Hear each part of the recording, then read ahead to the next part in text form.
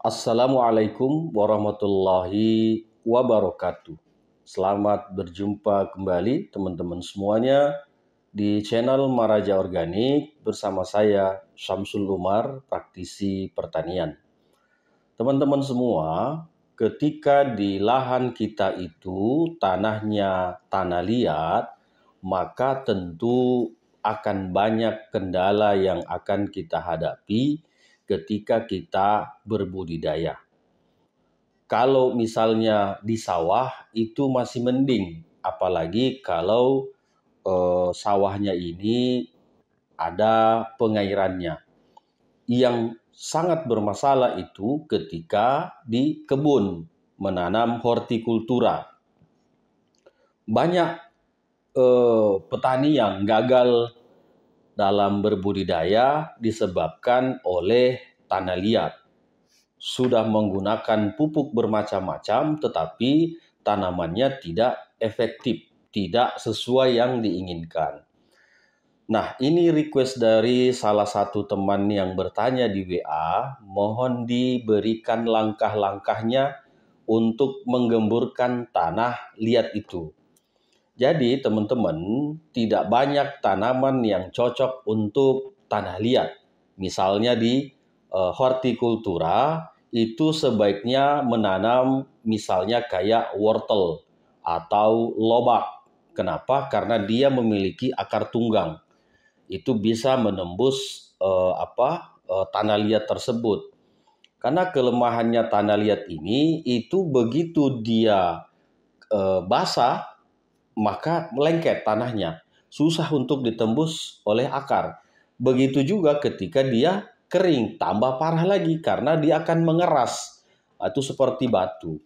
Jadi kalau dari kami itu ada beberapa bahan-bahan yang bisa kita tambahkan. Yang pertama adalah bahan-bahan organik, kompos, dedaunan, dan serbuk gergaji. Itu bisa juga kita kategorikan di kompos nanti kalau sudah terurai. Yang kedua, kita bisa menambahkan arang kayu, arang sekam, arang batok kelapa. Terus yang ketiga, kita tambahkan pasir. Jadi teman-teman, kalau misalnya tanah kita ini, tanah yang kita sering tempati berbudidaya, biasanya itu di daerah-daerah yang kurang terkena oleh irigasi, ini memang agak susah untuk dibudidayakan atau susah untuk dijadikan tempat berbudidaya. Nah, oleh karenanya kalau apa yang pernah kami lakukan itu kami memberikan pasir. Jadi misalnya pasirnya ini 1 ton. 1 ton itu komposnya atau bahan-bahan organiknya itu juga jumlahnya 1 ton. Jadi itu di mixing. Nah, untuk arangnya itu 500 kilo. Jadi arangnya itu 500 kilo. Terus komposnya 1 ton dan pasirnya 1 ton. Itu di mixing dulu. Di mixing secara merata, dicampur secara merata. Nah, nanti misalnya kita mau menanam cabai atau menanam tomat. Yang kita beri ini cukup di areal perakarannya. Jadi buat lubang yang agak besar, nanti ditaruh ke situ ke lubang ini. Kan nggak usah semuanya, karena kalau semuanya pasti tidak cukup. Jadi khusus yang daerah-daerah yang akan kita tanami atau lubangnya.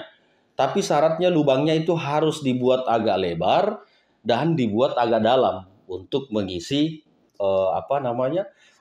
campuran tadi. Nah, itu kalau misalnya di kebun. Tapi kalau untuk di sawah itu cukup ditaburkan saja. Dan ditaburkannya itu sebelum diolah lahannya. Jadi kalau di Jepang mereka memberikan bahan-bahan organik ini sebelum diairi. Jadi ditabur, terus dibajak, dirotari. Nah, baru di mixing semua bahan itu dimasukkan ke dalam, dihambur ke lahannya. Nah, baru nanti diairi air. Supaya apa? Supaya bahan ini langsung tercampur dengan tanah. Gitu. Karena kalau kita kasih di bagian atasnya saja, itu tidak akan berefek. Nah, itu kan karena yang dibutuhkan ini di dalam. Supaya apa? Supaya oksigen bisa masuk, terus tukar kation di dalam tanah itu bisa berjalan. Nah, teman-teman, kalau misalnya di kebun, saya sarankan itu tadi dibuat dulu lubangnya, dibuat lubang, dimasukkan ke dalam lubang tersebut 3 bahan tadi seperti itu. Nah, yang terakhirnya setelah misalnya ditaruh ini campuran 3 tadi itu cairkan garam krosok. Nah, itu nanti tambahkan di situ agen-agen hayatinya, agen-agen hayati, misalnya kayak Bacillus, Lactobacillus, Nitrobacter atau Rhizobium. Nah, itu masukkan ke situ, ke lubang itu, nanti dicampur dengan garam, air garam. Nah, ada pertanyaan, apakah garamnya ini bisa membunuh agen hayati ini atau mikroba ataupun bakteri ataupun jamur positif? Jawabannya tidak. Tidak akan membunuh selama dosisnya pas. Di laut itu, di air laut itu ada jutaan jenis-jenis bakteri. Nah, kenapa dia tidak mati? Karena takarannya pas. Seperti itu. Nah, kan kalau misalnya kita biasa menyicip air laut itu kan tidak terlalu asin. Itu pada tahap netral seperti itu kan. Tapi kalau garam krosok itu pasti asinnya akan berlebih. Nah, itulah yang kenapa harus sesuai dengan dosis. Jadi kocorkan ke lubangnya semuanya, kocorkan semuanya ke lubang sampai betul-betul meresap ini tadi campuran ini dan sudah bercampur dengan tanah, baru kita tanam tanamannya. Jadi sifatnya itu jangan langsung begitu kita sudah kasih langsung ditanam. Nggak apa-apa, biarkan dulu di situ. Biar bahan-bahan tadi ini tercampur dulu, meresap dulu ke dalam tanah. Baru kita menanam bibitnya. Kalau SOP dari kami biasanya itu paling minim 15 hari setelah kita memasukkan bahan-bahan organik ini, baru bibitnya dimasukkan. Supaya ini terjadi proses alamiah dulu di sini, di dalam tanah ini. Nanti unsur-unsur yang dibutuhkan oleh tanaman sudah tersedia, baru kita masukkan bibitnya, misalnya tomat, cabai atau jenis apapun tanamannya. Yaitu, jadi jangan begitu masukkan kompos apa tadi campuran 3 itu terus langsung masukkan, enggak. Biarkan aja dulu di situ. Untuk apa kita buru-buru nanam gitu kan kalau nanti misalnya tanamannya juga tidak maksimal. Jadi biarkan dulu di situ terurai alamiah di dalam tanah, baru kita masukkan tanamannya. Jadi begitu tanaman ini sudah masuk, akar sudah mau keluar, makanan itu tersedia. Unsur hara yang dibutuhkan oleh tanaman yang kita tanam ini sudah tersedia di dalam tanah. Jadi pemupukan kita sudah tidak banyak lagi karena nutrisi-nutrisi sudah ada. Dan yakin dengan metode ini pasti tanaman Anda akan subur. Kenapa? Karena begitu akarnya masuk, nutrisi sudah tersedia, langsung diserap oleh tanaman. Jadi itu teman-teman, upayakan 3 bahan ini. Itu. Jadi kalau misalnya kompos ini kan nanti bisa menyimpan air, teksturnya nanti bisa bisa mengisi atau berpori-pori tanahnya itu. Karena kalau tanah liat itu kan padat begitu kan. Jadi unsur pasir, arang dan kompos ini itu nanti membuat tanah kita itu ada pori-porinya. Jadi oksigen bisa masuk. Seperti itu. Kalau oksigen sudah masuk, maka akar bisa menyerap nutrisi lebih baik. Terus mikroorganisme yang ada di dalam tanah itu juga membelah selnya bagus gitu kan.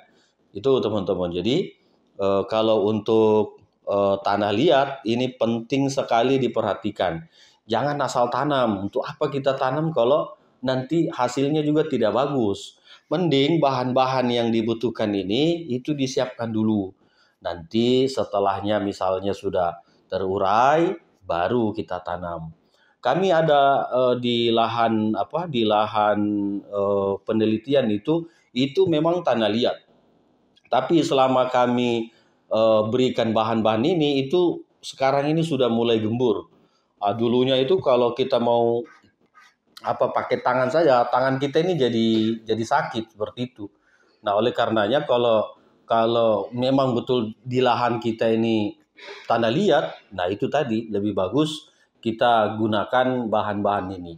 Masalah pupuknya nanti mau menggunakan organik ataupun kimia, ya silahkan, tergantung dari teman-teman semua. Tapi saran saya, kalau ingin proses penggemburan ini bisa lebih cepat, gunakan pupuk organik. Kenapa? Karena amoniak atau residu-residu sisa dari kimia itu juga menjadi faktor pendukung tanah kita menjadi tambah padat seperti itu.